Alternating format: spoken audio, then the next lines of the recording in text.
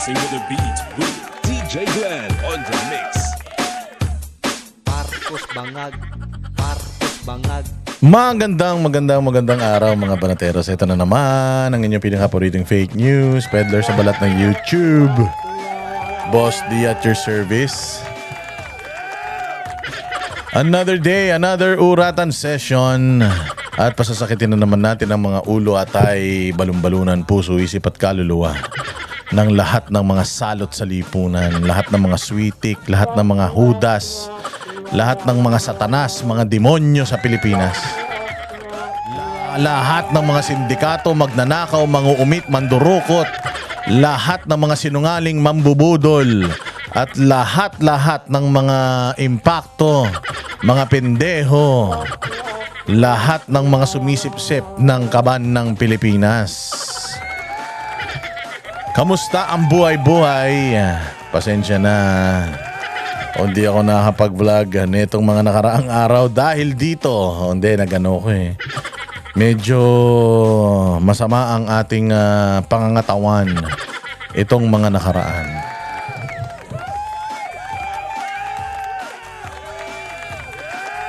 Oo, pero okay lang yan.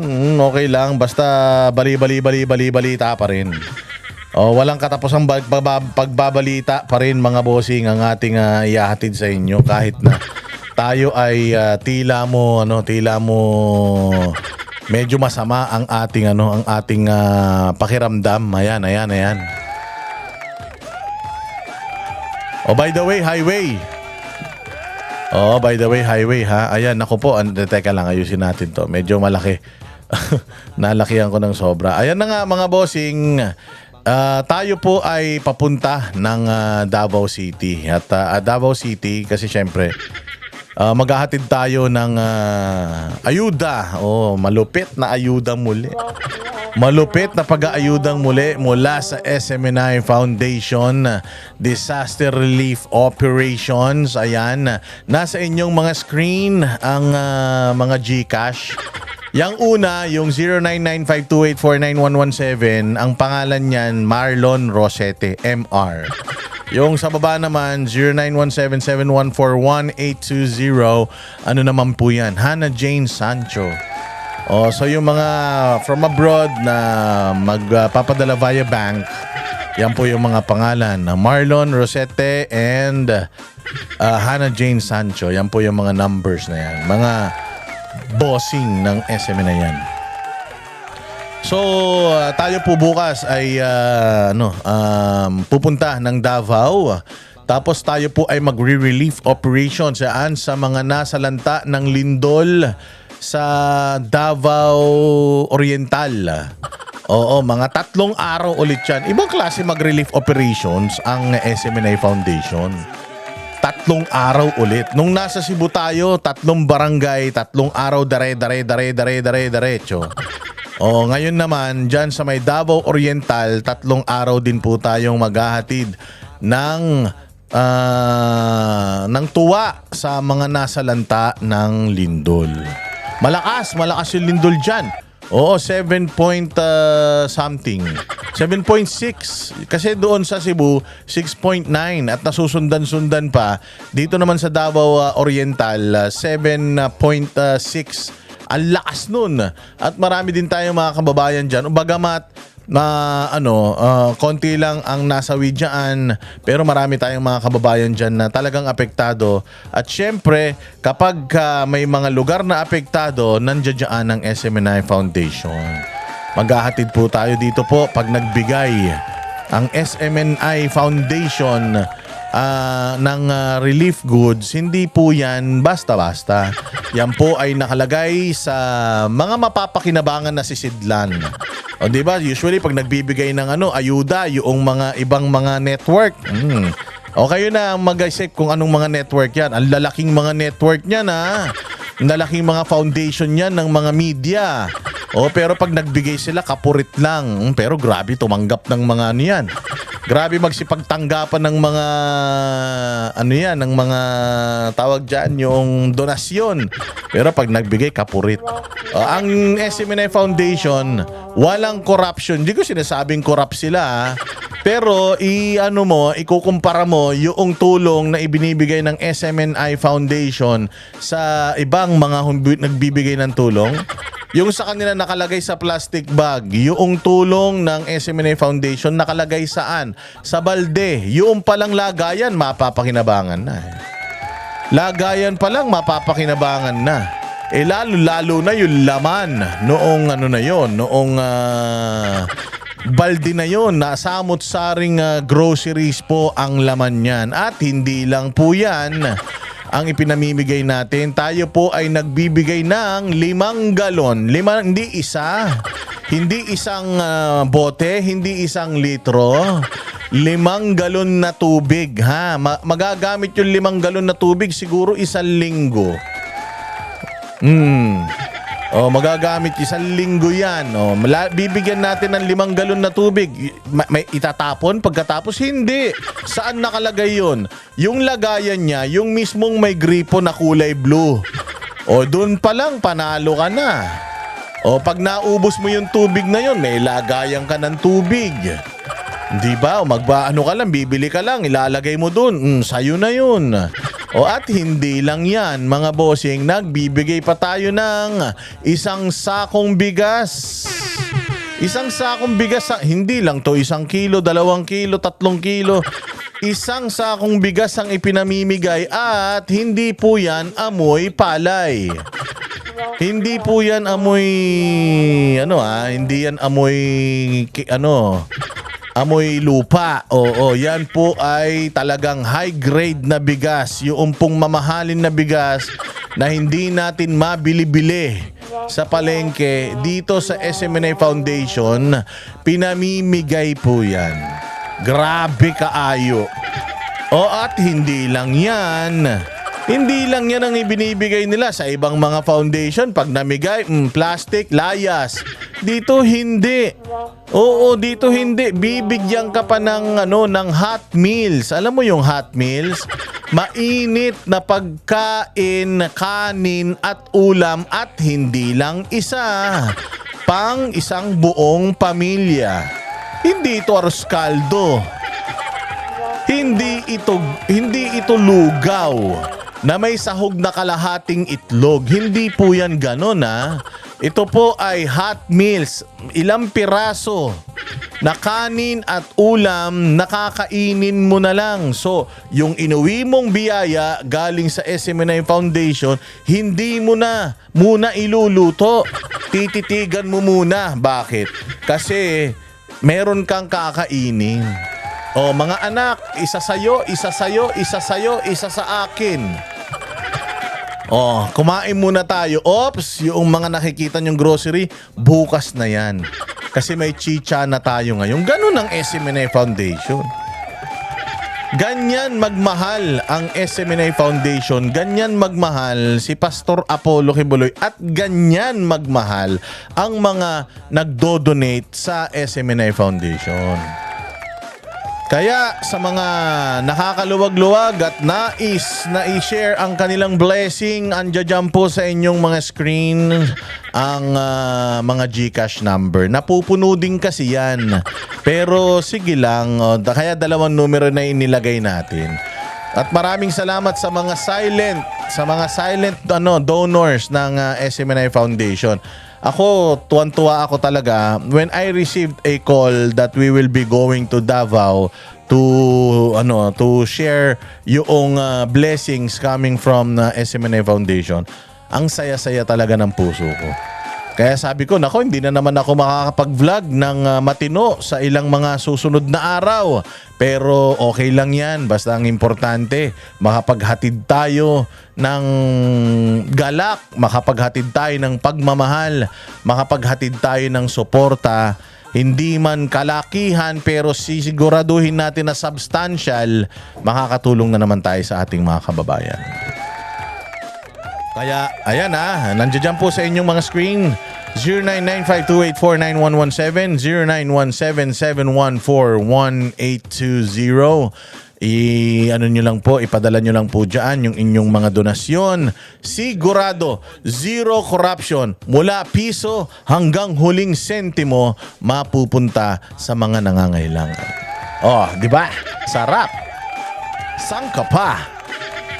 Oh, ayan na nga. Naku po, mainit pa rin ng mga issues ng bayan nating Pilipinas, mga bossing.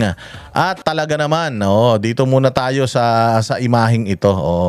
Bago tayo magsimula doon sa ating mga issues, gusto kong tingnan nyo lang muna. Tingnan nyo muna itong imahe na to. Ayan. Ayan. O yan pong mga yan, sila po yung mga ngayon na binabatikos ng mga troll. O nagsimula iyan kay Rodante Marcoleta. O nakita nyo naman, hindi ba? Si Rodante Marcoleta ang naging Blue Ribbon chairman.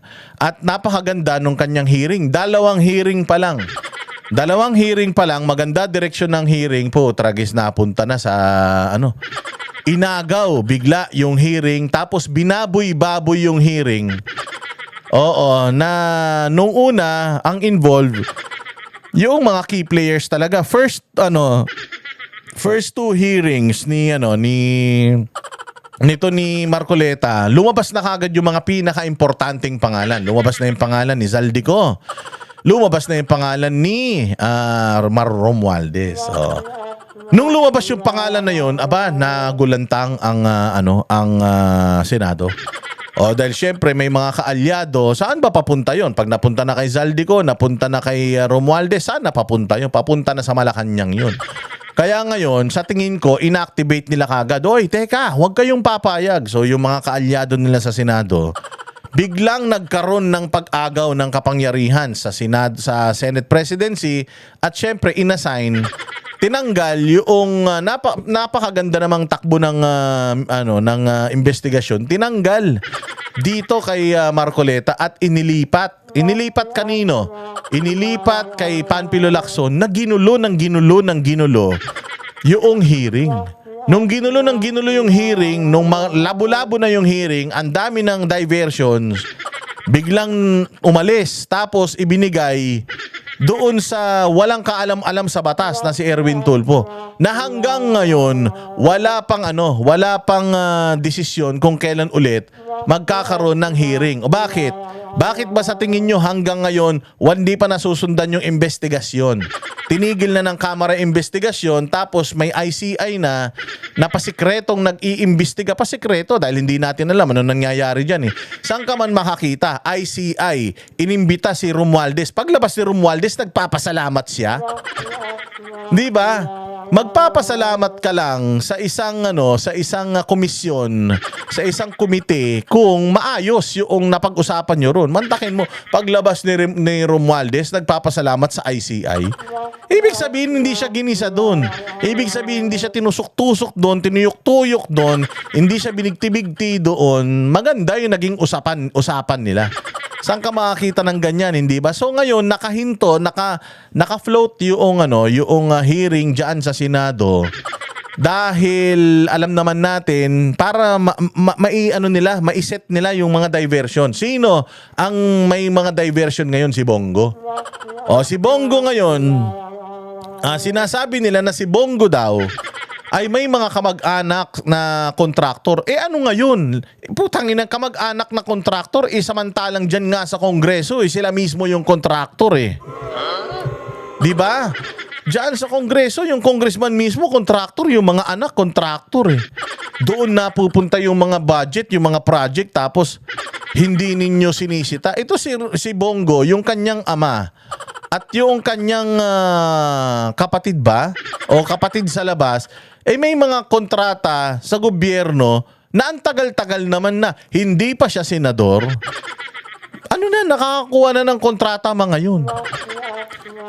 Siya'y alila pa lang ni Pangulong Duterte, nakakakuha na ng kontrata mga yun. Bakit hina-highlight ngayon? Ang tanong kasi dito, ito bang CLTG na ito? Ito bang kontraktor na tatay at kapatid niya, may ghost project yun? Meron ba? Di ba? Kasi kung wala namang ghost project, ano ba pinag-uusapan natin dito? Hindi ba ghost project?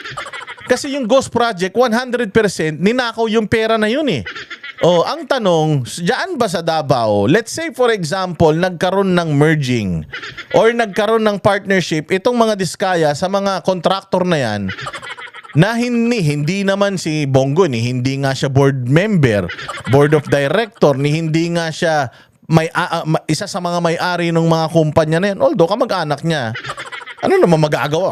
Kung halimbawa ako, may kamag-anak akong adik na din ako. O hindi ba? Diyos ko naman, conflict of interest ang pag-uusapan natin. Hindi pa ba conflict of interest si Boying Rimulya at saka si SOJ Rimulya na nasa parehas na administrasyon? Si Bongbong Marcos na presidente tapos yung pinsan, Speaker of the House. Hindi pa ba conflict of interest yan? Okay lang naman ang magkakamag-anak so long as hindi mga magnanakaw. Yun kasi ang issue dito. Nagnanakaw ba mga yan? Kung hindi, kung spekulasyon nyo lang, imposible naman na hindi magnakaw. Magkakamag-anak, imposible naman na hindi napapaboran yan. Yung kamag-anak, kanang kamay ni Pangulong Duterte, yun na nga ang masama eh. Ang reputasyon kasi ng mga Duterte, walang palakasan. Ang reputasyon ng mga Duterte, sabi nga nung panahon nga ni Duterte, ang mga bidding, hindi daw pamurahan eh. Kasi noong mga nakaraang administrasyon, kung sino yung pinakamura, yun ang kinukuha. Ang problema, pag mura, substandard. Kay Pangulong Duterte, hindi daw yan uso yung pinakamura, hindi. Kung sino talaga yung kayang mag-deliver nito, yun ang natin, yun ang may reputasyon mag-deliver ng isang proyekto na matibay talaga at mapapakinabangan ng mahabang panahon, yun ang ina-approve. Ngayon, Diyos mio, ghost project, literal, as in walang, kahit isang bakal, wala. Tapos ang iniimbestigahan natin si Bongo na may tatay na kontraktor at saka may kapatid sa labas na kontraktor na wala namang patunay na nabibigyan ng pabor. Puros spekulasyon lang. Imposible naman. Kung yan ang pagbabasihan natin, spekulasyon, hindi ba, mas dapat mag-speculate tayo na yung mga pagnanakaw sa gobyerno, since si Bongbong Marcos ang pumirma niyan, siya ang pinuno ng sindikato? Pwede bang ganon? Kasi yun, meron tayong ebidensya. Sa flood control project for 2025 alone, ilan pong ghost projects yan? So pwede na ba natin sabihin na si Bongbong Marcos ng ulo ng sindikato ng pagnanakaw na yan? Bakit hindi iniimbestigahan yung eksaktong mga ghost projects ngayong 2025? Bakit ang sinisilip yung mga kamag-anak ni Bongo, yung etong si Chis Escudero, isa pa. Yung mga meron daw si Chis Escuderong bayaw. May bayaw daw na kontraktor. Ano naman kung kontraktor yung bayaw niya? Hindi ba putsang inang yan, kung hindi siya ang may-ari at kung wala namang nakukuha yung bayaw niya na yun na proyekto sa distrito niya, anong problema? Lahat naman tayo may mga kamag-anak, yan? Tatanggalin na nating mga kamag-anak natin. Tsaka okay lang, okay din naman na magduda kayo tungkol sa mga kamag-anak Ayos yan. Pero ang pinagdududahan natin, yung mga kalaban lang. Pagka para sa inyo, kapag si Bongbong Marcos na ang daming ghost project daw dyan sa Ilocos Norte, ang daming substandard projects daw dyan sa Ilocos Norte, si Bongbong Marcos na kaalyado mismo ng mga Diskaya, si Bongbong Marcos na pinatakbo mismo yung mga Diskaya dyan sa Pasig para siraan si Vico Soto, hindi natin hina-highlight as conflict of interest. Ano yan? Self-serving? Ano yan? Double standard? Hindi ba? Katulad niyan, itong kamag-anak issue kay Chis Escudero, smokescreen lang yan to hide the truth about Martin. Paglilihis lang ito, kasama ito sa script ni Martin para ilihis ang usapan sa tunay na issue. Ang halos 1 trilyong pisong flood control ayuda scam sa ilalim ng 3 termino niya bilang speaker. 3 terms bilang speaker. Napakaraming korupsyon. Hindi yun ang tingnan natin. Bakit ang tinitingnan natin? May bayaw. Ito naman, may kapatid sa labas. Diyos mio. Alam mo, bahagi yan ng 3D strategy ng mga kampon ni Martin, Destroy, divert, and distract. Una, destroy the person who exposes misdeeds. Destroy yung tao, halimbawa si Chis Escudero. Number 2, divert. Divert attention away from the fact that all evidence points to Martin being Zaldico's biggest and most powerful backer. Si Martin Romualdez ang Speaker of the House. Siya ang bossing. Tapos involve yung kanyang kanang kamay na head ng Appropriations Committee. So the buck stops sa dalawang tao na yan. So bakit ang sinisita natin si Chis Escudero na may kamag-anak lang na kontraktor na wala namang kontrata sa kanya, na wala namang kontrata sa kanilang probinsya, nagkataon lang kontraktor. Eh ano naman, pakikialaman mo ba kung hindi naman ikaw konektado doon sa negosyo niyo, bakit mo siya pagbabawalan magnegosyo? Kung halimbawa ba, si Chis Escudero, yung bayaw niya na yan, may catering business. Tapos lagi niya lang hindi catering, restaurant, tapos lagi siya diyan kumakain, ibig sabihin, corrupt na siya dahil doon siya lagi kumakain, ganon. Ano yung pangatlong D? Distract. Again, tatlong D ito. Destroy, sisirain yung isang tao para ma-divert ang issue at i-distract ang mga publiko so they are not focused on the true criminals. Destroy, divert, and distract. Talagang ililipat mo sa ibang tao para yung mga tatanga-tanga na mga naniniwala pa sa kanila mawala doon sa totoong issue. Again, the real issue here is ghost projects, corruption ng gobyerno 2023, 2024, 2025 for the whole of that three budgets. Ang nasa batas po natin, pinakamataas dapat ang budget ng Department of Education. Pero yung tatlong budget na yan, mga bossing, ang pinakamataas DPWH. Under Romualdez, Zaldico, and Marcos Sr., ang pinakamataas dyan, DPWH. So labag sa batas po yan. At eto pa ang pinakamatindi, 2025 budget Oo. Ang budget natin since yung mga nakaraan pa hanggang 2023 at 2024, ang budget natin 4 na trilyon lang. 4 na trilyon. Noong 2025, itinaas nila yung budget to almost 7 trillion, 6 point something trillion. Tinaasan nila ng 2 trillion yung budget natin. Tapos anong nangyari? Ayan, puro ghost project. Tapos ngayong 2026, ganun pa rin. Kung magkano yung budget natin noong 2025, tinaas ng 2 trillion. Ganun pa rin sa budget natin sa 2026, mga bossing. Tapos wala naman tayong nakikitang pagbabago. Since 2023 budget, 24, 2025, ano mga pinangako ni Bongbong Marcos? Pinangako niya 1 milyong pabahay, itutuloy yung build. Meron ba? Wala, di ba? Wala. Anong loko-loko ka ba? Anong na naman? Wala talagang infra. Mantakin mo, tinaasan ng 2 trilyon yung budget, tapos walang construction na matino. Puro pagnanakaw, tapos sasabihin mo, teka, hindi ako sangkot dyan. Sasabihin ni Bongbong Marcos, hindi siya sangkot. Inapprove niya na tumaas. Actually, ang nagbigay nga ng budget siya kasi ganito yan. Magkano ang koleksyon ng gobyerno? Sige.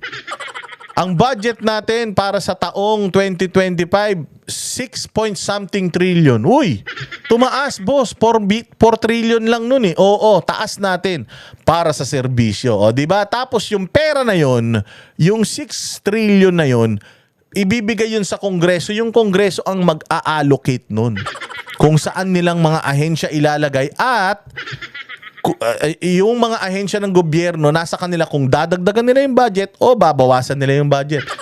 So Congress ang gagawa, Pangulo ang nag-set ng numero, Congress ang maghahati-hati ng pera, tapos sasabihin nyo, pukin ang ina nyo, hindi kayo sangkot sa pagnanakaw ng hayop na yan.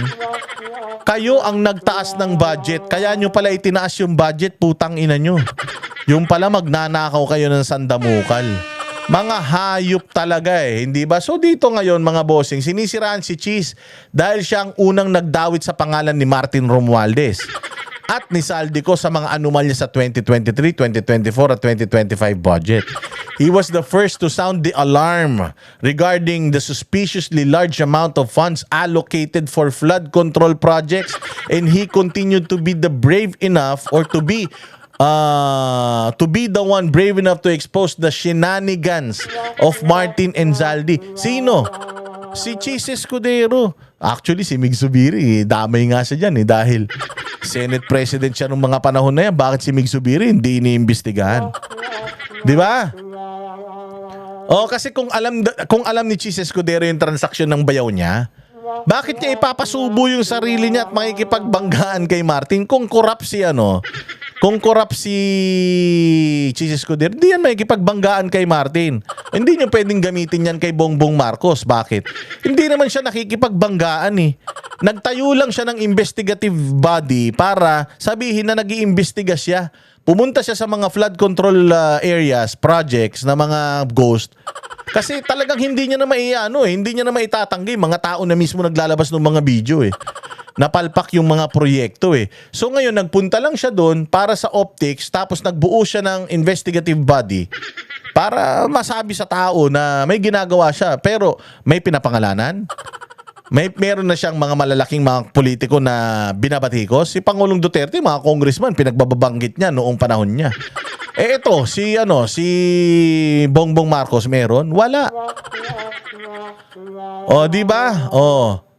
Kontraktor ng Octagon sa Tacloban Airport yung bayaw ni Chis Escudero. Pero hindi ibig sabihin nun na proyekto ba ni Chis Escudero yun? Yung Tacloban Airport? Hindi naman. Independent naman na kontraktor yung bayaw niya at may mga kontrata sa gobyerno. Galing ba kay Chis yung kontrata? Hindi. Bakit nila hina-highlight yung bayaw ni Chis? Hindi naman nagbibigay ng project si Chis doon ever. Kahit siya sa atin yung mga project ng bayaw ni Chis Escudero, wala kayong makikita na anomalya. Walang ghost project, walang substandard, lahat natapos, nasuri, so walang issue. Bakit hina-highlight yan ngayon? Ang pagiging contractor mga bossing hindi yan illegal. Being related to a contractor, hindi rin po yan illegal. Ang illegal po yung mandurugas ka. Ang illegal yung mandaraya ka. Ang illegal yung meron kang ghost project. Si Bongo, wala yung mga kamag-anak niya na contractor, walang substandard na proyekto. Walang ibinigay si Bongo sa mga insertions niya projects diyan sa pamilya niya na yan. At kung anuman ang business transactions nila, so long as maayos yan, wala silang demanda ng palpak na mga proyekto nila, walang problema dyan. Ang may problema po is yung pinirmahan mo yung budget na napakaraming pagnanakaw. Pinirmahan mo yung blankong BICAM report. Pinirmahan mo yung isang budget na hindi na nga pinrioritize yung edukasyon, tapos sabi mo legacy mo edukasyon, gago. Hindi nyo nga pinaprioritize yung edukasyon eh. Yun po ang masama mga bossing. Walang proyekto ang bayaw ni Chis sa Sorsogon. Kahit man wala siyang proyekto doon. Ginagamit lang yung issue ng kamag-anak para pagtakpan ang kasalanan ng mga tunay na sangkot. Martin and his cronies are using the same playbook over and over and over again mga bossing to protect themselves.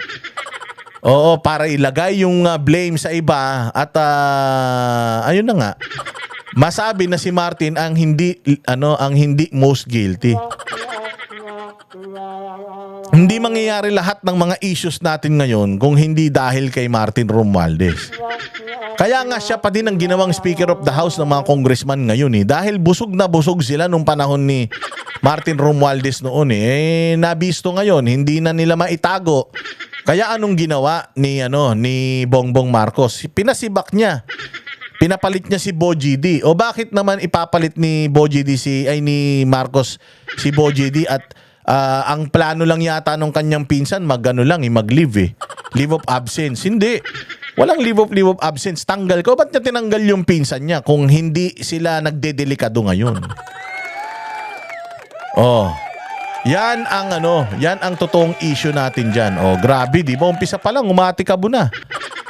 Pero dito meron pa tayong isang issue ngayon. Ito si Inday Sara, meron na namang sinabi patungkol sa flood control projects. Commission for Infrastructure. So paniwala ko, Binuo para kontrolin ang naratibo. Ito raw para kay Vice President Sara Duterte ang dahilan kung bakit binuo ng Administrasyong Marcos ang Independent Commission for Infrastructure. Yes, kontrolin. Kanina, yan yung pinag-uusapan natin kanina para kontrolin, binuo para kontrolin ang naratibo. O ano yung naratibong inaano nila ngayon? Pinipresenta sa tao? Na si Romualdez gagawing state witness. When you say state witness si Romualdez, siya yung least guilty. O so kung siyang least guilty, sinong ituturo niya na amo niya? Si Bongo? Si Jesus Escudero? Si Inday Sara? Anak ng tinapay na yan, oh. So paniwala ko, nililegitimize nila yung kwento na gusto nilang lumabas. Yan ang paniwala ni Nililegitimize yung kwento na gusto lumabas. Bakit ko pinost dyan? Hanggang ngayon, wala pang Blue Ribbon Committee hearing. Tapos sinabi ni Tulfo na magfo-focus naman siya sa farm to market road. Kaya walang hearing ngayon kasi ayaw nilang may lumabas na bagong issue. Gusto nila, mai-release nila yung inilalagay nila sa utak ng tao through media at saka mga vloggers nila. Itong ICC ang legit, itong ICC ang may direksyon. At kung ano yung istorya na lumalabas sa ICI, kung ano yung istorya na pinalalabas ng ICI, yun yung ina-amplify nila para yun yung maisip ng mga tao. Kaya nga walang hearing pa ngayon ng Senado ng Blue Ribbon Committee. Bagamat naka-break yata sila, pero kaya nga wala pa at pinahinto muna nila yan tentatively. Para ang isip ng tao mag-focus doon sa mga inilalabas na propaganda ng ICI. Vice President Sara Duterte sa pag-iimbestiga ng ICI o Independent Commission for Infrastructure sa maanumalyang flood control projects, lalo't hindi bukas sa publiko ang mga pagdinig. Nagbukas sila ng ICI para kung ano man yung investigation report ng ICI, yun na yung official na kwento ng nangyaring corruption. At yun ang i-feed nila sa mga tao at sasabihin nila na ito yung kwento at ito yung mga kailangan natin gawin, mga responsible. Nauna nang sinabi ni Duterte, bagaman siguradong hindi aabot sa kanyang flood control scandal, iuugnay pa rin daw siya rito at anyay gagawan ng kwento bilang konektado kay dating Pangulong Rodrigo Duterte at Senador Bongo. Kasama sa iniimbestigahan ng Ombudsman at DPWH ang CLTG Builders na pag-aari ng Amanigo. Hindi ko po alam kung bakit meron pa investigation ang ICI. Ilang bilyon ang confidential funds ng Office of the President. Magagawa nila na mag-case build-up gamit ang resources ng Office of the President. At i-file nila yun, diretso, sa ombudsman o kung saan man na korte. Pero bakit kailangan pa niyang magbukas ng ICI, ng komisyon? Patuloy na hinihingi ng GMA Integrated News ang panig ng ICI at Malacanang. Dati nang sinabi ng Pangulo na hindi makikialam ang Malacanang sa magiging trabaho ng komisyon at wala ring sisinuhin sa investigasyon kahit paraw ang kanyang pinsan na si Leyte 1st District Representative at dating House Speaker Martin Romualdez. Dadalo dapat si Romualdez sa ICI hearing sa Miyerkules, October 22. Pero ayon sa ICI, hiniling ni Romualdez na ipagpaliban muna ito dahil sasailalim siya sa medical procedure. Sinusubukan pa namin kunan ng pahayag si Romualdez. Hindi naman namin pwedeng hindian, no? So basta wag lang siya aalis ng bansa for medical check-up, no? So Ayan, no? Ano ba sinabi ni Inday Sara doon? So yun nga yung sinasabi ni Inday Sara na ang sinabi ng Malacanang hindi daw sila makikialam sa investigasyon ng ICI. Pero may pronouncement din ng Pangulong Bongbong Marcos na malabo akong madamay dyan. Malabo akong madamay dyan. Wala akong alam dyan, ganito, ganyan. So akala ko ba wala kang pakialam? Akala ko ba hindi ka makikialam tapos nagkokomento ka? So parang ngayon pa lang, ikaw nagbuo ng ICI tapos sinasabi mo na wala kang kinalaman sa corruption na yan. Tangina, ba't nag-ICI pa? yes, I think Chairman Reyes agreed to a postponement. Hindi raw nakikita ni ICI Commissioner Rogelio Babe Singson na makakaapekto ito sa takbo ng investigasyon. Para sa GMA Integrated News, Darlene Kai, nakatutok. Ayun. Diba? Sasabihin mo, hindi ka involved. Tapos, nagbuo ka ng komite. Oh, Diyos ko naman, oh. Oh, eto na nga, meron pang isang balitang malupit. Oh, speaking of freedom of expression, tatanggalan nila ng pensyon ang mga retiradong militar dahil lang sa kanilang paglalabas ng saloobin. Alam mo, gusto ko lang sabihin sa mga nasa posisyon pa ngayon dyan sa militar na pagdating ng panahon, magre-retire din kayo at inaasahan nyo yung retirement ninyo. Okay? Ang problema kasi, dahil ang gobyerno natin ngayon, 10 ng lahat ng mga nakikisimpatya sa gobyerno na ito, umiikot ang kanilang mundo sa pera dahil mga kurakot ang mga buwaka ng ina. Dahil umiikot ang utak nila sa pera, akala nila yung mga tao kaya nilang kontrolin sa pera. Tinan mo, yung si Romualdez, nung panahon niya, namigay ng ayuda.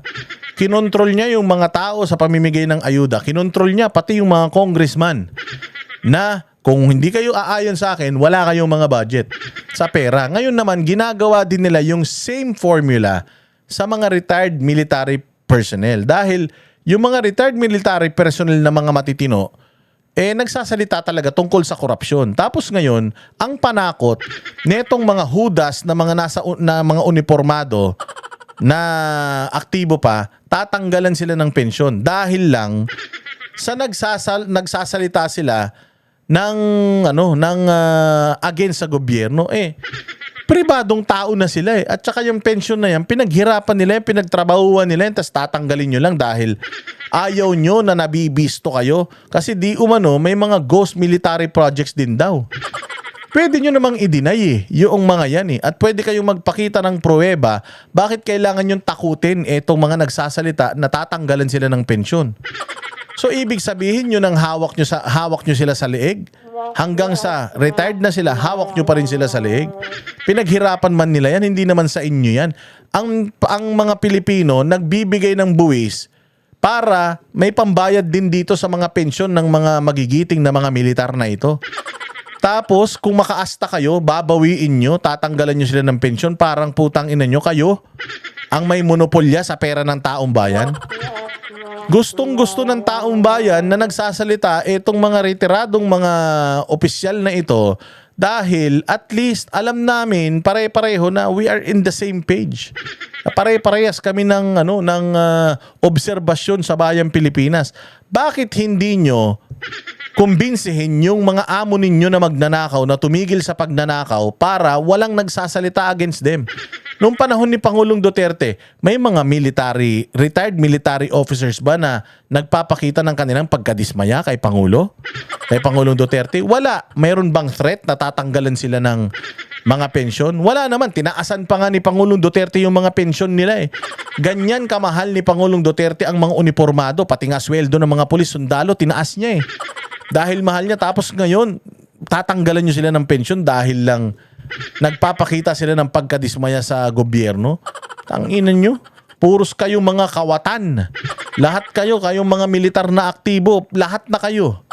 Kasapakat na rito sa pagnanakaw sa taong bayan dahil pinapayagan ninyo itong mga taga-gobyerno na gamitin kayo laban dito sa mga matitinong retired officers. Pag nag-retire kayo, sana kayo lahat na mga nasa opisyal ngayon, sana wala rin kayong retirement. Mga hudas kayo. Wala. Ito. Mula 2023, babala naman ang inabulaanan ng AFP ang umano'y bilyones na military ghost projects mula 2023. Babala naman ang AFP, posibleng matanggalan ng pensyon ang mga retiradong miyembro na nagpapakalat ng fake news. Nasa frontline ng balitang yan, si JC Cos. Sabi mo lang yun na fake news kapag nagpakita ka ng pruweba na yung mga sinasabi nila hindi totoo. When you deny something, you have to show proof. na hindi totoo yung sinasabi sa'yo. So, for example, si Bongbong Marcos, when we say addict siya, how can he just deny it? Oh, hindi nga niya ma-deny eh. Oh, pero instead of denying it, Bongbong Marcos has to show proof na hindi talaga siya addict. O ngayon, kung may mga nagsasabi, kasi hindi masisisi mo ba yung mga military personnel? Masisisi mo yung mga military personnel na ano sila, na baka ninanakawan din yung mga militar. Samantalang yung flood control project na nga lang, ninanakaw pa eh. Mga laptop na nga lang sa Department of Education, ninanakaw pa eh. Ito pa kayang sa militar, di ba? Pwede rin magkaroon ng corruption dyan. Kaya siguro nagtatanong sila, baka may mga ghost projects din dyan. Nagtatanong sila, you can just affirm to them or confirm with them na walang ghost military project, hindi papayag ang military na magamit sa corruption. Ganun. As simple as that. Bakit kailangan nyo silang takutin? Posibleng mawalan ng buwan ng pensyon ang mga retiradong military personnel na nagpapakalat ng maling impormasyon at nag-uudyok ng pag-aaklas laban sa gobyerno. Yan ay ayon mismo sa Armed Forces of the Philippines o AFP. Sabi ni AFP spokesperson Colonel Francel Padilla, bagamat maituturing ng sibilyan ang mga retired personnel, pag-aaralan nila kung pwede pa rin silang habulin ng court-martial. The legal channels determines that this is so, then we will... Takin mo, gagastos pa kayo para dyan. Para lang hindi kayo batikusin, you have to silence them. Oh, there are, na sila eh. Mga retired na nga sila eh. So, basically, even if they are getting something from this government, it is mandated by law na sila ay may matanggap na na pensyon. Hindi nyo sila dapat pigilan sa malayang pagpapahayag, lalong-lalo na they're not part of the military anymore. Kayo, yung mga active, pwedeng hindi kayo dapat nagpapakita ng bias. Tahimik lang kayo kung aktibo kayo. Pero when you're not active anymore, when you are retired, pwede na yun. Diyos ko naman kayo. So ano yung habang buhay, nakatikom ang mga bibig ninyo? Natatakot ba kayo sa nangyaring military junta dyan sa Burkina Faso ni Traore? Natatakot ba kayo sa sa mga pagpapalit ng rehimen, pagpapatalsik sa mga sa mga leader dyan sa Madagascar, dyan sa Nepal? Natatakot ba kayo? Alam nyo, ang takot lang matanggal sa posisyon yung mga magnanakaw. Yung mga kawatan na kumikita sa posisyon, yan lang ang takot. Kaya nga sabi ko sa inyo, di ba? Natatakot ba si Inday Sara na hindi na siya pwedeng tumakbo sa gobyerno? Ang natatakot, Pilipino. Bakit? Mas kailangan natin si Inday Sara kaysa tayo kay Inday Sara eh.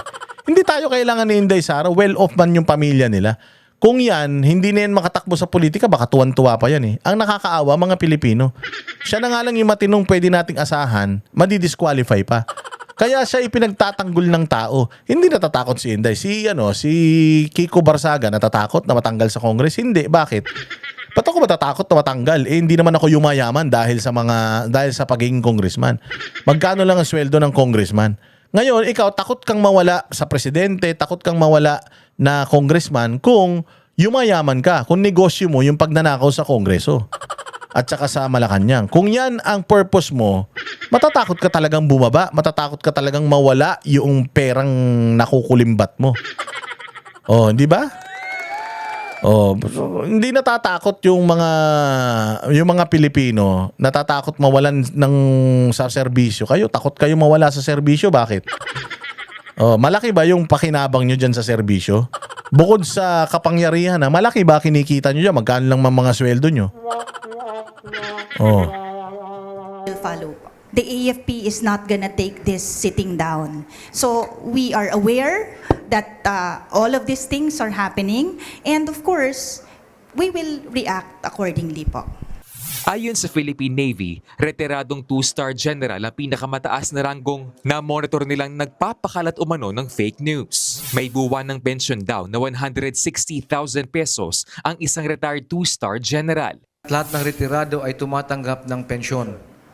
And pag tumatanggap ka ng pensyon sa gobyerno, it follows na dapat may pananagutan ka sa tinatanggap mo. Hindi. Mandato ng gobyerno yan. Ano yan? Binipisyo yan. Tanga. So kung halimbawa ako, Galit ako sa gobyerno. May natatanggap akong pensyon sa SSS. Hinulugan ko naman yan. Tatanggalin nyo yun? Hindi pwede yun.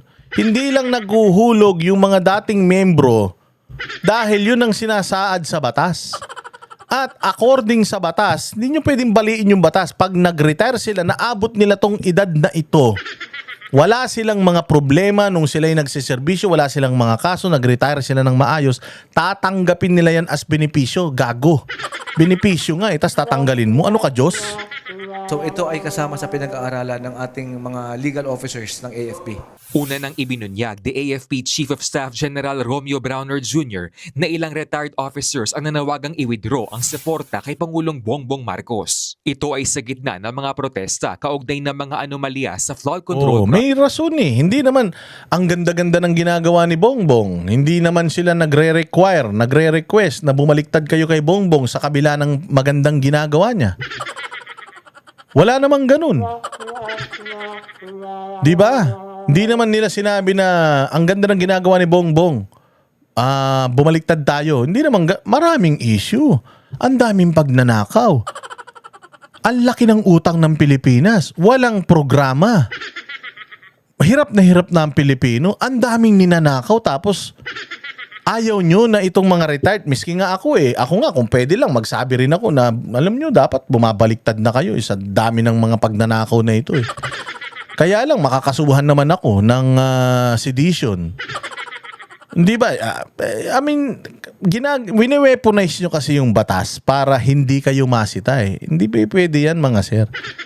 Hindi nila gustong bumaliktad, tumalikod sa gobyerno dahil maganda gobyerno. Kaya sila nanghihikayat na tumalikod sa gobyerno kasi pag nanakaw ang ginagawa ng gobyerno, masama ba yun? Masama ba na manghikayat ka na doon tayo sa tama, wag sa mali? Para sa akin, hindi masama yun. Pero wag. Bayaan nating matapos itong termino ni Bongbong Marcos. Singilin natin siya pag wala na siya sa posisyon. Oo, lahat ng mga ginawa niyang kahayupan sa Pilipinas, pabayaan natin na gusto ko mabuhay ito ng matagal eh. Para lahat ng karma niya, maramdaman niya eh. Hanggang sa siya na yung manalangin na mamatay na siya eh. Diba? Kunin mo na ako. Yung hindi, diyan ka lang, masakit. Diyan ka lang. Yun nga ang gusto natin eh. Pero sana lang sa mga military natin, huwag kayong balat sibuyas. Kung yung inyong mga dating opisyal na nagsasalita ngayon dahil sa korupsyon, wag na natin silang pigilan kasi karapatan nila yan. Ngayon kayo bilang mga nasa posisyon, kayong mga nandiyan dyan sa military pa, no? Kayong mga sundalo pa na aktibo, mga opisyal, bigyan nyo sila ng assurance na, mga sir, pwede ka ba makausap? O nakita ko tong ano mo, gusto ko lang malaman mo na hindi naman kami nagtutulog-tulugan. Sumusunod lang din kami doon sa chain of command. Pero hindi naman ibig sabihin nun na pinababayaan na namin yung mga Pilipino na mag-suffer dahil sa corrupt na gobyerno na ito. Hindi po yung ganun. Pasensya na po. Wala. Alam mo yun, madadaan naman yan sa matinong usapan eh. Bakit kailangan magpataasan kayo ng ihi? Dadating din yung panahon. Actually, yan din ang hinahintay nyo, yung retirement nyo eh. Darating yung panahon na wala na kayong mga sinusunod na mga amo. Pag wala na kayong sinusunod na mga amo, pwede na kayong magsalita ulit according sa inyong isa inyong laman ng inyong puso at isip. 'Di ba? So bakit kailangan nyong pigilan itong mga retired na sa tinagal-tagal na panahon sumunod naman sila sa chain of command? Ngayon na wala na sila sa chain of command, bumabati ko sila sa gobyerno, ibigay nyo na sa kanila yun. Mantakin mo 60 years, 65 years na sila na nakikipaglaban para sa mga presidente na yan. Tapos ngayon na nakikipaglaban na sila para sa Pilipinas, para sa mga Pilipino, pipigilan nyo. Magre-retire din kayo balang araw. Projects. Pero panawagan ngayon ng mga opisyal sa mga retired military personnel. Huwag nating haluan ng malis, huwag nating haluan ng konting double meaning yung ating mga mensahe na ang taong bayan ay malilito, ang kasundaluhan ay malilito. Samantala, pinabulaanan ng AFP ang umano'y 15 billion pesos na military ghost projects. Yun, i-deny nyo yung 15 billion na military ghost projects, i-deny nyo. Kung hindi talaga totoo, i-deny nyo, show proof na hindi kayo kasapakat sa pagnanakaw. Yun lang naman yun eh. Yun lang naman yun. Kung talagang hindi naman kayo nagnakaw, bakit kayo magagalit kung kine-question kayo kung nagnakaw ba kayo? Sabi ko, kung ako hindi ako adik at sinabi na adik ako, magpapadrug test ako kagad. Ba't ako matatakot? Paano kung talagang adik tong presidente, walang accountability, hindi nagpapadrug test, tas adik talaga, mantakin mo sumusunod kayo sa adik? So sinong matino? Kayo na mga nasa gobyerno, mga nakaupo, mga aktibo pa sa serbisyo, sumusunod sa adik, o yung sa mga retired military personnel na ayaw sumunod sa adik? Mula 2023 hanggang 2025, DPWH daw ang nag-i-implement ng mga military project sa ilalim ng kanilang TICAS program. Tinutukoy lang daw ng AFP ang mga pasilidad na kailangan nila at ang magiging final recipient ng proyekto. Wala po kami sa bidding process, wala po kami sa procurement process and any to that effect. So, maling-mali po no, na ipakalat na meron pong anomalya sa sandatahang lakas ng Pilipinas. Yan, okay yan ma'am. I-deny, okay yan. Di mabuti kung ganun. Salamat naman kung ganun, at least hindi corrupt ang military. Kaya nag-iisip ang mga tao na even the military is corrupt, even the PNP is corrupt, and other agencies are corrupt. Kasi nga, corruption ang legacy ng gobyernong ito. Magnanakaw si Marcos Sr., si Imelda, pati si Bongbong na na magnanakaw.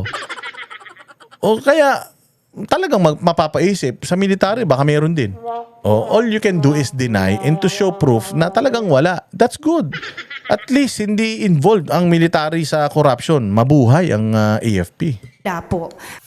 Iginiit naman ng Philippine Navy na magpapatuloy pa rin ang air surveillance flights ng militar sa West Philippine Sea sa kabila yan ng pagbuntot ng China sa eroplano ng Philippine Coast Guard habang nagsasagawa ng maritime Ayun. Merong isang When a man once vlogger. Ayan. Ito medyo mainit din kasi itong issue na ito.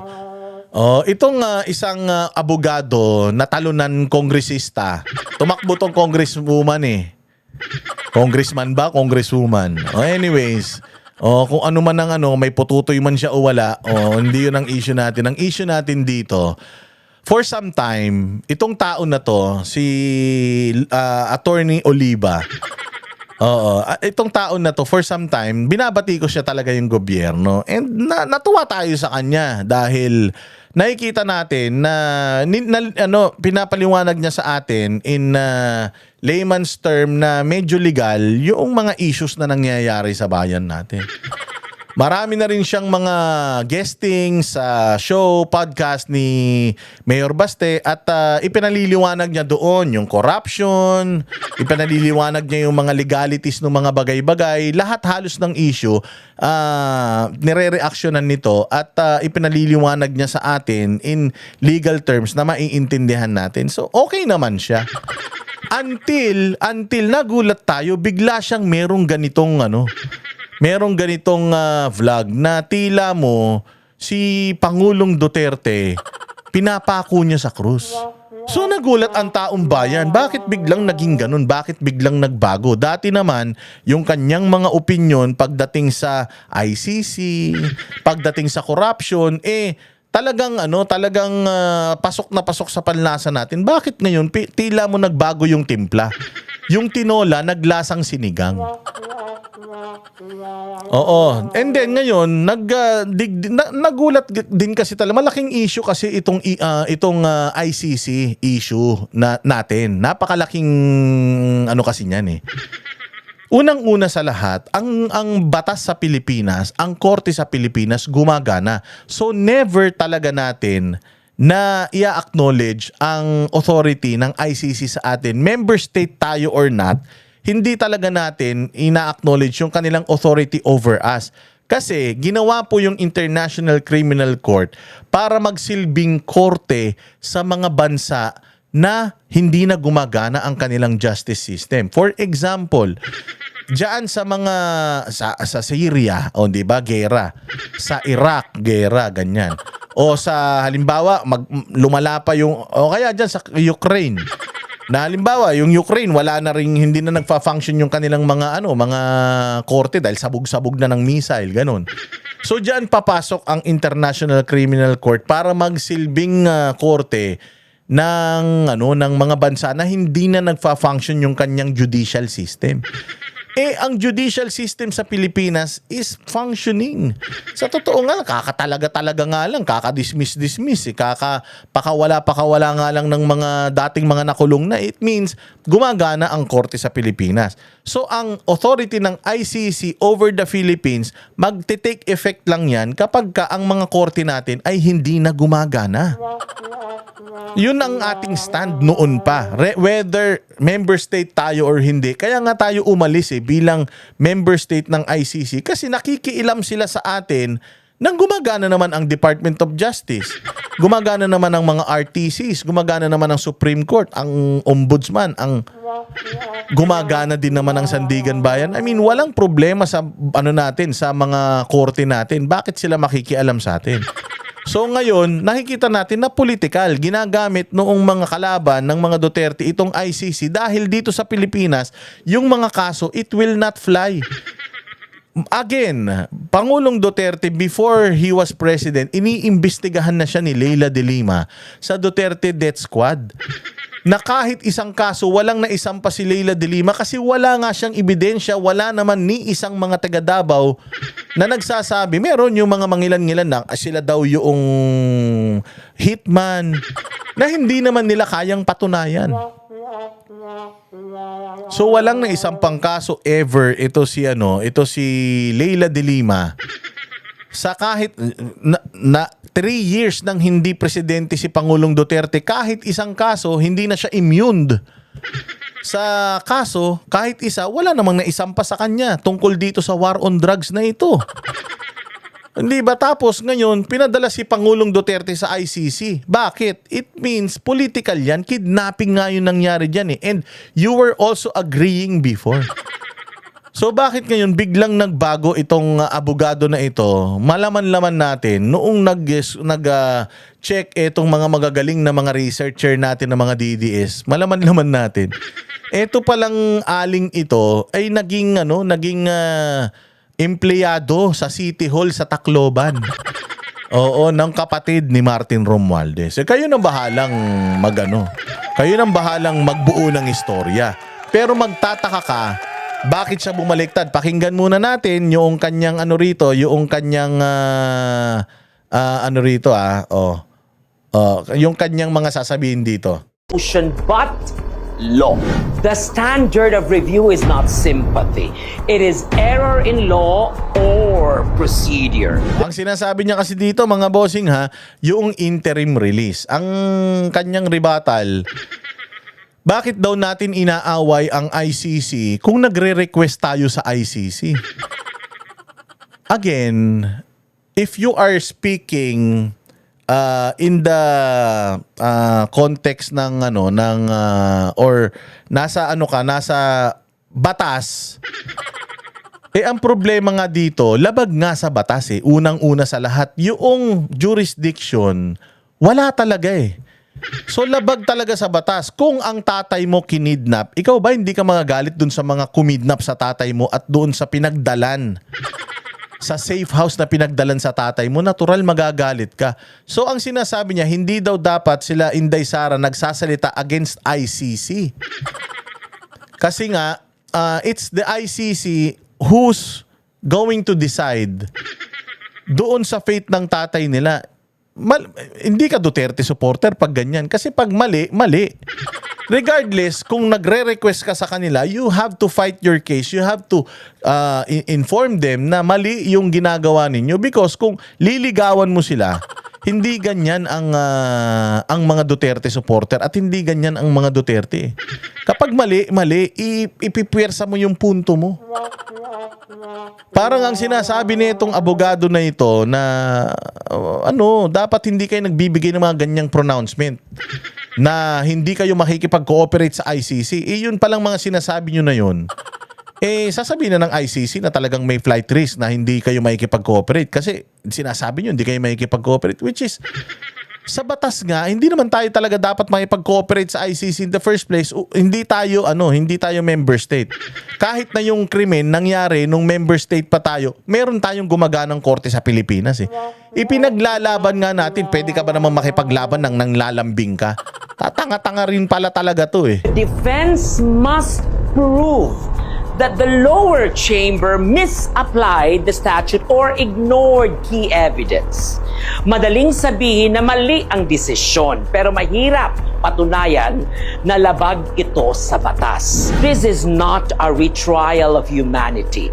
It is a review of legality. Let us not forget, interim release is not a right. It is a privilege conditioned upon trust. And when a man's record is one of defiance, when his legacy is marked by thousands of deaths. Oh, so dito pa lang na alam mo na ay putang ina may something.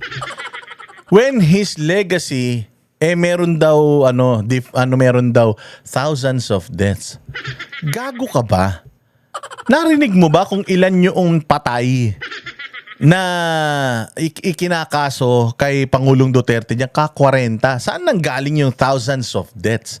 So ibig sabihin, nung binanggit niya tong thousands of deaths, alam mo na kagad kung sino ang impluwensya nito.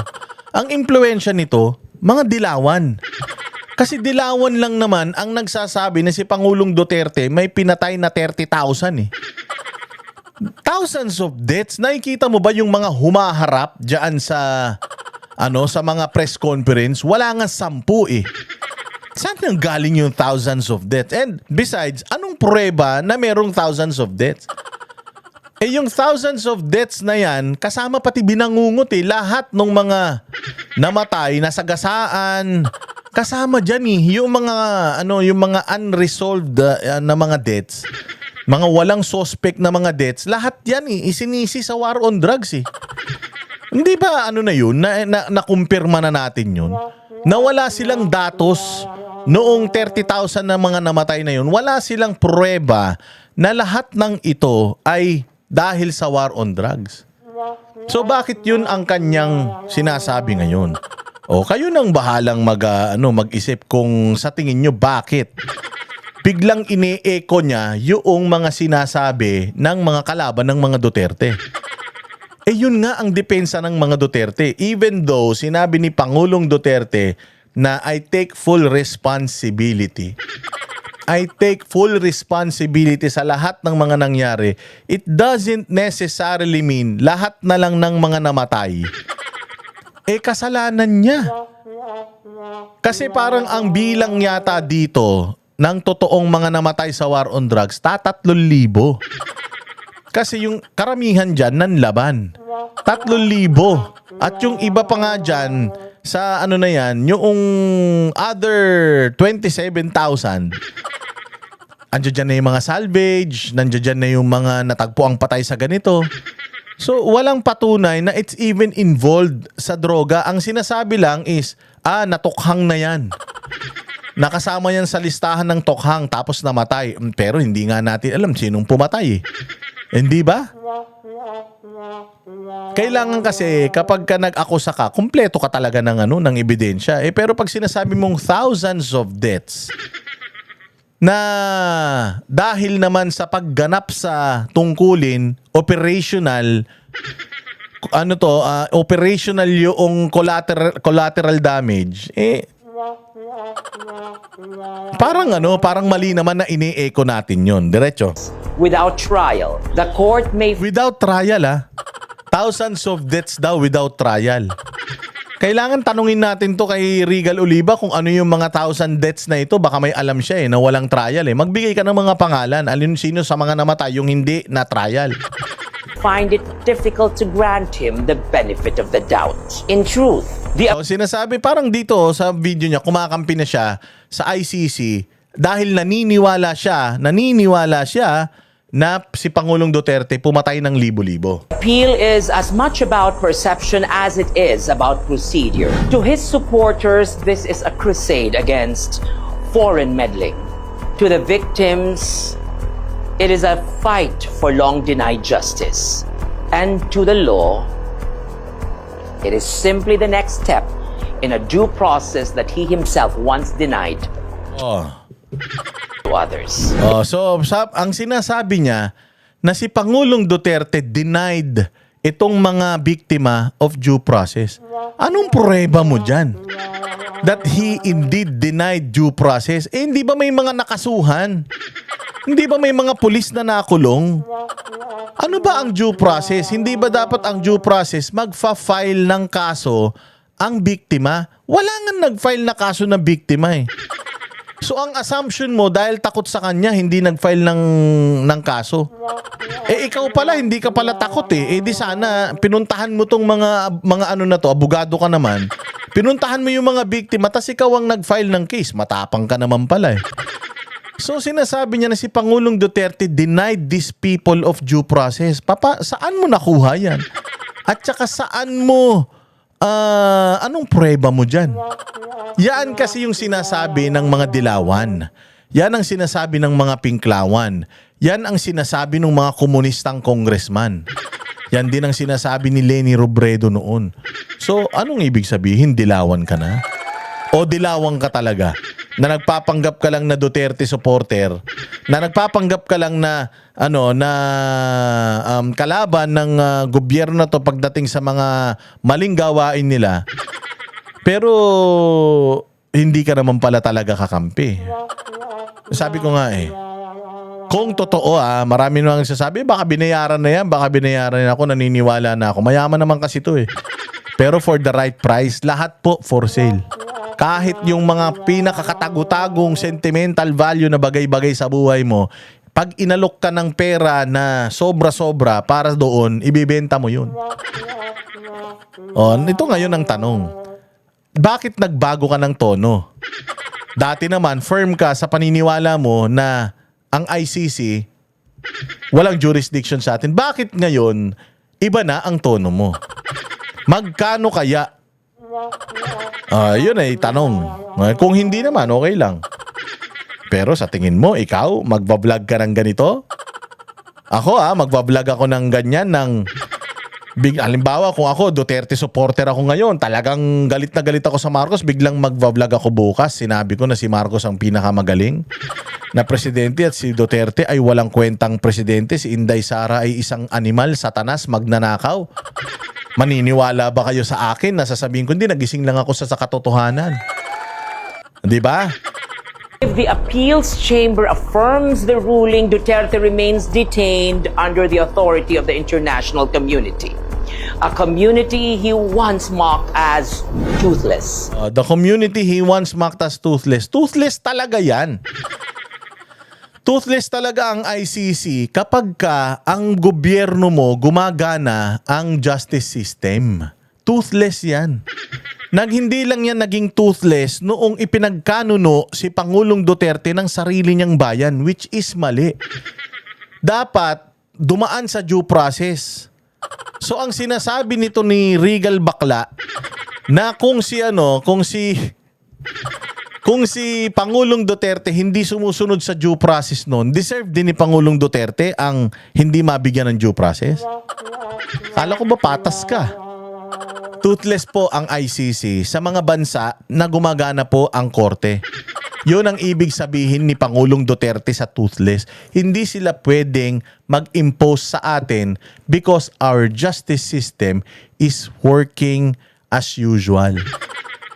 Na magkakaroon lang sila ng kapangyarihan kapag ang gobyerno ng Pilipinas ay lugmok na at ang korte ay hindi na gumagana. Yun yung ibig niya sabihing toothless, engot. If reversed, he may walk out but not free. For the shadow of accountability will follow him still. The irony is almost poetic. Noong siya ang nasa Malacanang, marami ang ikinulong na walang pagkakataong magpaliwanag. Noong presidente si Pangulong Duterte, sinasabi mo maraming kinulong na walang pagpapaliwanag? Gago! Tanga! Bobo! Maraming nakulong nung panahon ni Pangulong Duterte dahil sumuko. Sumuko sila dahil sa takot na baka mamatay sila at dahil ipinapapatay na sila ng mga amo nila, mas pinili na lang nilang makulong. Napakadaming sumuko nun. Tingnan mo yung numero, ilan yung namatay, ilan yung sumuko. Pwede ba yun ikukulong ng walang paliwanag? Alika, martial law ba nung panahon ni Pangulo? Tarantado din to eh. Hindi nagdeklara ng martial law si Duterte noon.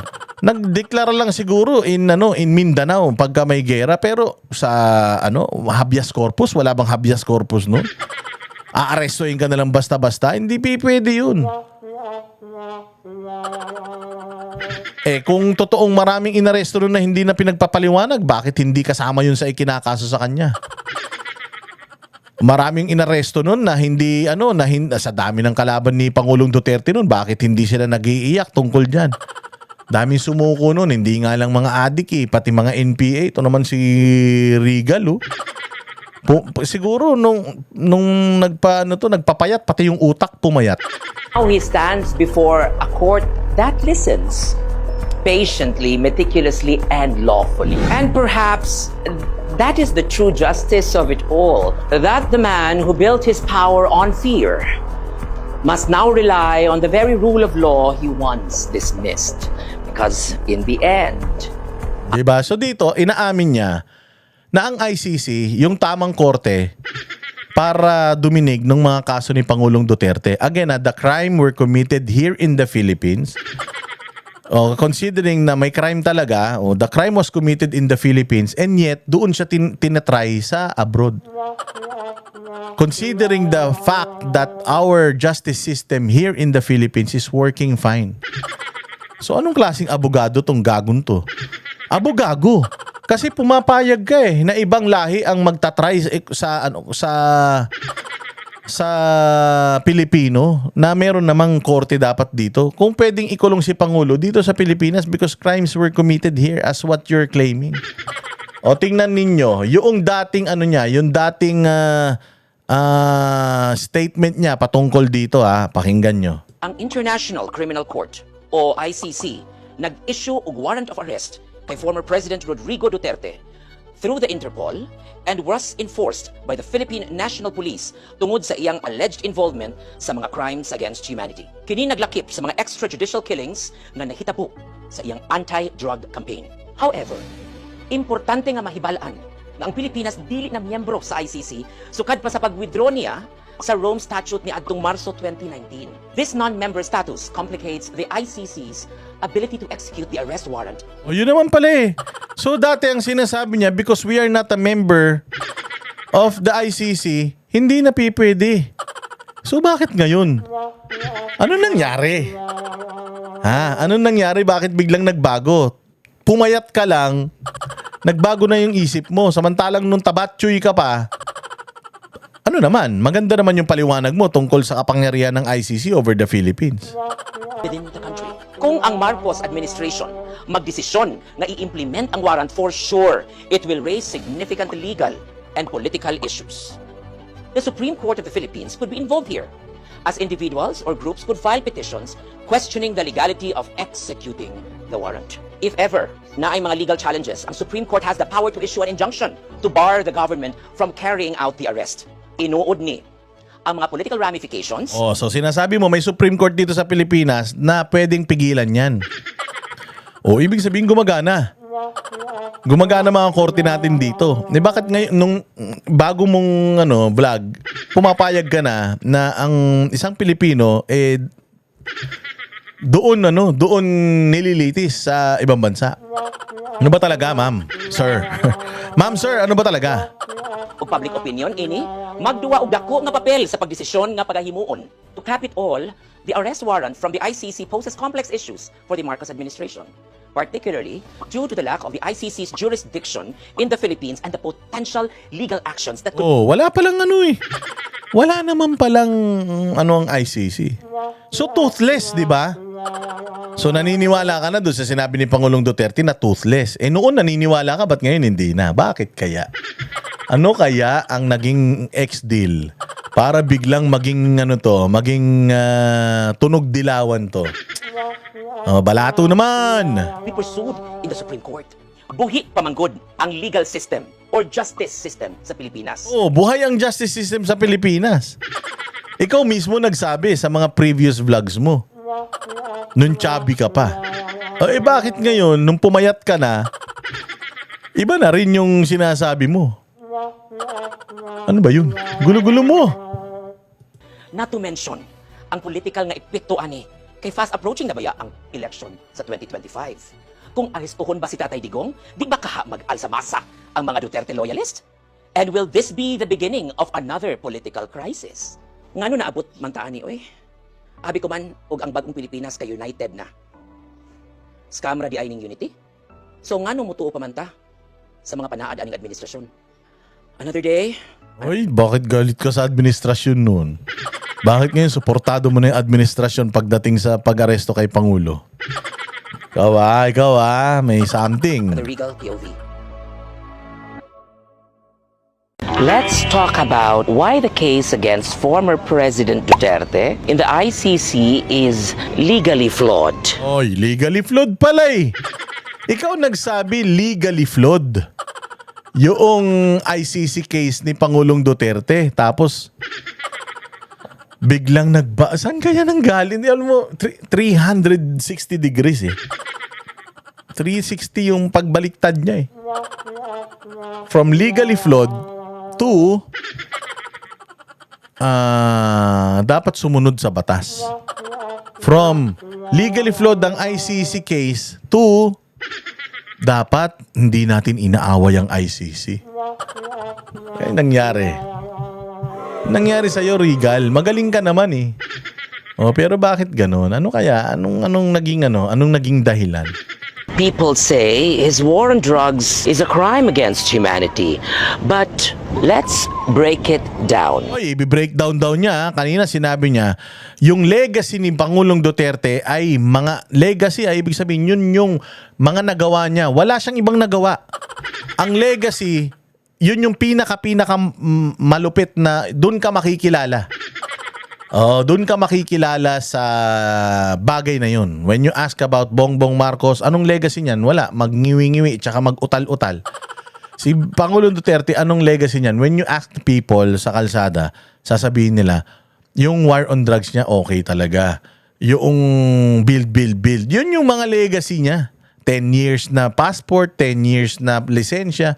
Yan yung legacy ni Pangulong Duterte. So, ba't sinabi mo kanina na ang legacy niya pagpatay ng libu-libong mga Pilipino, hindi pagbibigay ng due process? Ba't biglang naging ganun? Dito naman, okay ka naman. Dili ni genocide, dili ni ethnic cleansing. Ang target sa anti-drug campaign kay mga sindikato ug mga involved sa illegal drugs. Yun naman pala Sindikato at involved sa illegal drugs naman pala. Bakit kanina sinasabi mo parang kahit matinong tao, pinakulong niya. Kahit matinong tao, pinapatay niya. Hindi naman pala dapat siya makasuhan ng crime against humanity because hindi naman pala siya gumawa ng genocide. Hindi ba? Hindi naman pala siya nag-mass murder. Ang mga namatay naman pala is operational. Police operations. Drug involvement ng mga namatay sa operation. Ba't dati ganyan ang sinasabi mo? Ba't ngayon iba na? Dili mga ordinaryong civilians. Under the Rome Statute, a crime against humanity needs to have a widespread or systematic attack against civilians and a state policy of extermination. But in the case of the Philippines, what happened? Yes, there were deaths. Pero daghan sa mga kaso kay tungod sa police operations. Maraming namatay, police operation. So dati police operation pero ngayon legacy na ni Pangulong Duterte yung pagpatay basta-basta, ganun. Anong nangyari, Regal? Ba't bigla kang nagtae? Either na ay resistance o naasay rogue cops nga abusado. Pero ang importante, the Philippines prosecuted these rogue officers. They prosecuted naman pala. Ba't sinasabi mo walang due process? They prosecuted these police officers na sumobra sa kanilang mga nag-abuso. It means gumagana ang justice system sa Pilipinas. O bakit pinakikialaman tayo ng ICC? So, In fact, we convicted police officers for the killing of Kian de los Santos. So kung naglihok ang korte, nganong kinahanglan pa ang International Criminal Court?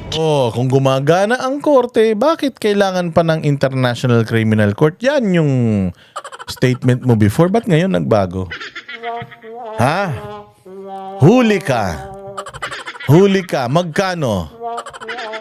Magtatanong lang hindi ko sinasabing binayaran ka kasi katulad nga ako, kung halimbawa sa tinagal-tagal na panahon, binabanatan ko si Bongbong at Romualdez, tapos bukas biglang kaibigan ko na sila, puros pambabati ko sa mga Duterte yung ginagawa ko at puros kabudulan na yung pinagsasabi ko rito. Sinasabi kong si Romualdez ay mabait, si Bongbong ay walang kinalaman. Anong iisipin nyo sa akin? Na bigla na nagising ako na naginip ako yung katotohanan, yun pala, tapos okay na ako. Malamang sa malamang nabayaran ako, di ba? Ay, katulad yan, yung mga dati namang mga vloggers na hindi naman sila political, biglang naging political, tapos ang binabanatan nila si Inday Sara. Samantalang issue ngayon, flood control project, billion-billion, trillion-trillion, tapos 100 million ni Inday Sara, yun ang sinisilip. Ano ibig sabihin nun?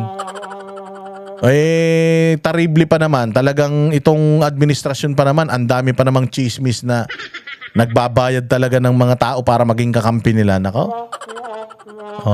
Isa kaya ito, abogado na ito sa mga naalok? Do they have something dito sa abogaga na to para bumaliktad siya ng agad-agad, mabilisan? And here's another thing. Why only Duterte? Look at Mexico. Naman pala may Mexico, may Guatemala, may Amerika. Over 120,000 deaths sa ilang drug war. Colombia, decades of military operations against drug cartels. The United States, they spent trillions on their own war on drugs. But addiction rates are still rising. And yet, the ICC never touched them. But when it comes to Duterte, suddenly, they want to prosecute? Because it's political. Yan yung sinasabi natin, Regal, that ICC is political. Hindi batas yan. Yun nga yung sinasabi namin sa'yo na kung ang pretext mo is law, okay naman yung pinagsasabi mo. But talagang ang punto nga kasi natin dito, that ICC is operating hindi na sa legal They're operating ng politics na.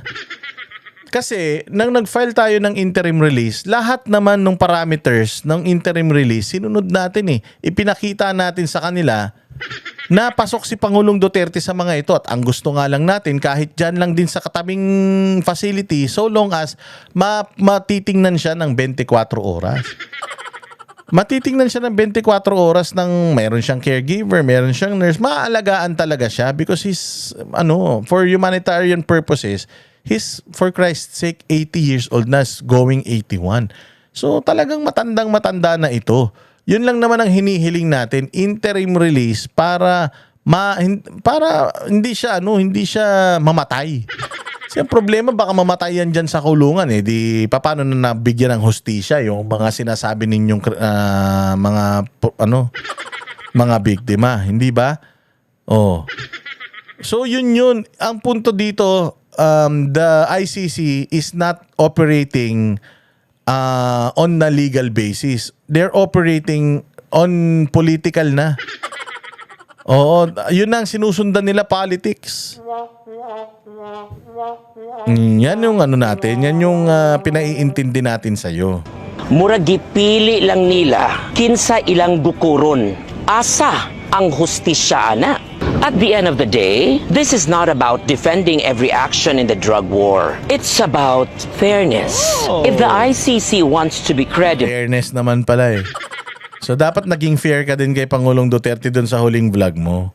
Sana hindi mo ineko yung mga sinasabi ng mga kalaban niya. Kasi wala ka namang ebidensya Even sila, wala rin namang ebidensya. Lahat naman yan, puro akusasyon lang Dapat kung taong batas ka, patas ka, objective ka. Pero sa sinabi mo dun na dati minamak mo yung ICC, ngayon ikaw na. So poetic justice. Parang deserve niya yun, ganun. So parang sinasabi mo na deserve ni Pangulong Duterte yung pananatili niya doon. Putang ina, kulong kaya kita doon. It cannot pick and choose cases based on politics. So sinasabi mo na nga that they chose specifically PRR this case here in the Philippines because of politics. So anong legal basis na sinasabi mo kanina? Ano yung mga legal matters na sinasabi mo kanina kung dito sa dati mong vlog, inaamin mo na pinili si Pangulong Duterte dahil sa politika? Dahil sabi mo, meron sa Mexico, meron sa Colombia, meron sa Amerika. O bakit si Pangulo? Dahil kakayang-kayanin nila Pilipinas, ganun. So hindi ka rin naman pala agree dun Bakit biglang nagbagong tono mo? Yun. Yan kasi ang issue dito kasi marami nagtatanong, sino ba yung Regal Oliva na yan? Pinasisikat nyo lang. Hindi. Kailangan nating, sa hanay natin ng mga Duterte, kailangan talaga natin malaman sino yung gumagamit lang sa Duterte crowd at sino yung mga yung mga totoong mga Duterte supporters. Di ba? Syempre. Maiba naman tayo. Ibang balita naman. Pasensya na kayo. Medyo matagal lang in-spend ko dyan because gusto ko lang ipaintindi sa inyo na marami pa ang mga babaliktad sa mga susunod na araw. Marami pa sa mga kakampi natin yung biglang babaliktad. Sa laki ba naman ang ninakaw nila? Trilyon-trilyon yung ninakaw nila. Kung kaya nga nilang bayaran ng media, kaya nga nilang bayaran yung mga vlogger na hindi naman nagpupolitika, sino yung mga susunod na tatargetin nilang bayaran nila? Yung mga bumabati ko sa kanila, literal. Kaya maraming mga marami pang mga dating kakampi natin na babaliktad. Pinakikita ko lang sa inyo kung sino yung mga bumabaliktad na, nagpapakita na ng totoong mga kulay. At nasa inyo na kung ipa-follow nyo pa yung mga yan. Pero dahil sobrang lakas ng Duterte crowd, madaming gumagamit sa Duterte crowd. Alam naman nila na when you go to Bongbong Marcos camp, bayaran lahat yan Walang loyalty ang mga yan. Sa pera loyal yung mga yan dahil mga magnanakaw yung mga amo nila. Pag pumunta ka naman sa Dilawan, mga zombie naman yan. Sarado naman ang utak ng mga yan. Tsaka mga komunista yan so kaya ang gagawin mo ngayon, tsaka dyan sa kampo ni Bongbong, puro troll yan, puro computer. Puros mga mga troll farm yan. Pag pumunta ka sa crowd ng mga Duterte, makikita mo mga totoong tao talaga yung kasama mong nakikipaglaban at yung magtatanggol sa'yo sa tuwing may mga issues na pinalulutang sila tungkol sa'yo. Mga OFW na may mga muka, mga Pilipino na talagang nagmamahal sa bayan. Diyan, kaya ang dami rin na mga dating Dilawan, dating Pinklawan na nandito sa atin ngayon and they enjoy our crowd. Nai-enjoy nila yung crowd ng mga Duterte kasi ang Duterte, die hard talaga yan. Tsaka matatalino yan. Kaya ganun. Pero sige, dito naman muna tayo. Baka, mga bossing, ayan, I hope na nagustuhan nyo itong ating mga balita. Pero, ayun, nakakadismaya. Pero hindi tayo hinto. At pangako na hindi tayo magbabago ng posisyon patungkol sa mga issues na kinakaharap ng bayan natin. Hindi tayo hihinto kahit sinong mag-alok sa atin. Hindi tayo hihinto sa pagbatikos sa mga kawatan sa Pilipinas, lalong-lalo na dun sa mga lumalabag sa batas. Kaya abangan ninyo, marami pa na mga personalities, mga vloggers, content creator ang babaliktad pa. Abangan niyo yan. Kasi nga grabe talaga ang propaganda ngayon para mailihis sa totoong mga magnanakaw sa Pilipinas yung atensyon ng tao. Marami pang mga content creators dyan na gagamitin nila na dating gumagamit sa Duterte crowd, na gagamitin nila para kunyari nadismaya na sila, kunyari nagising na sila sa katotohanan para palabasin na ang Duterte crowd ay toxic, ang Duterte crowd ay fake news, ang Duterte crowd ay kalaban. Oo, lagi niyong tatandaan yan. Meron pa yan, marami pa yan, abang-abang lang. Maraming salamat mga bossing. Mabuhay kayo. Rest assured na ang Banateros Brothers, banat by Coach Oli, Master Judea, si Jay Guevara, si Paring RJ at si Sir Jack, rest assured na kaming mga Banateros, dun kami sa pagtama palakpakan, pagmali banatan. Kahit kakampi pa yan, pag nagkamali yan, babanatan natin yan. Yang mga dinadamay ngayon, sila Chis Escudero, sila Bongo, kung totoong may mga kasalanan ng mga yan, pako natin sa krus yan. Makakasigurado kayo dyan. Pero alam naman natin siguro yung diversion lang at saka doon sa totoong mga magnanakaw sa kaban ng bayan. So bantay-bantay tayo dyan mga bossing. Mabuhay kayo. I'll see you again next vlog. Kami ang boses ng masa, hindi natatakot. Katotohanan lang, di kami nalulunod. Walang bahid ng sismis, lahat ay totoo. Kahit sino ka pa, pag mali ka babanatan ka. Walang pinipili kulay, wala kaming kinikilingan. Basta para sa bayan, kami lalaban. Pagtama palakpakan, pag mali banatan. Di matitinag, di matatakot, para sa bayan tuloy ang sigaw. Sa harap ng kamera, walang halong takot. Mga baluktot, lahat kayo'y tutumba. Ang hustisya at totoo, yun lang ang mahalaga. Kahit sinong harang, di kami matitinag. Walang pinipiling kulay, wala kaming kinikilingan. Basta para sa bayan, kami lalaban. Pagtama palakpakan, pag mali banatan. Di matitinag, di matatakot, para sa bayan tuloy ang sigaw. Kung nasa tama ka, ikaw ay aming kasama. Pero pag mali ka, handa ka na bang mabasag? Banateros kami, walang inuurungan. Dahil bayan muna, bago ang sarili.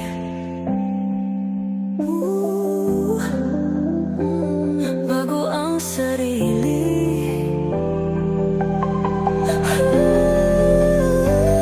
Pagtama palakpakan, pag mali banatan. Banateros ang sigaw, katotohanan ang laban.